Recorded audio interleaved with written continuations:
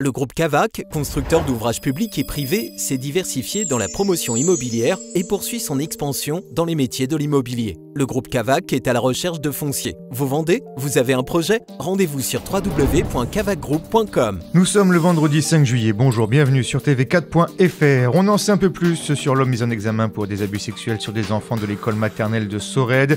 Il s'agit d'un habitant du village âgé de 55 ans. Cet auxiliaire de vie scolaire est un ancien artisan. Il est embauché à ce nouveau poste en janvier dernier, soit tout juste un mois avant les premières agressions en février, des agressions qui auraient eu lieu la plupart du temps entre midi et 14h.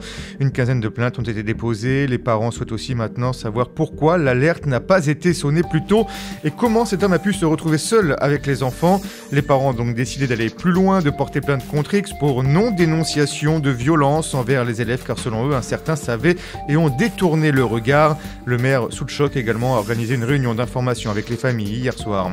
Clotilde Ripouille a lancé sa campagne pour les municipales de Perpignan mars prochain. 8 mois avant le premier tour, elle a annoncé sa candidature lors d'un meeting hier soir, salle des Libertés.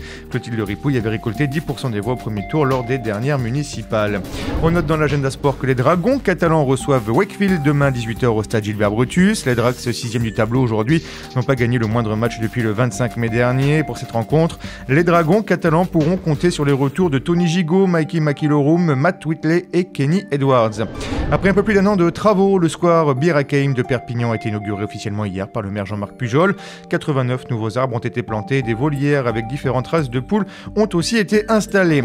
Enfin, on attend près de 15 000 personnes au déferlant d'Argelès-sur-Mer ce soir. C'est parti pour 4 jours de festival dans le parc du château de Valmy. Big Flo et Oli auront la lourde tâche de lancer les hostilités dès 20h15. Suivront Jen, M et Feder.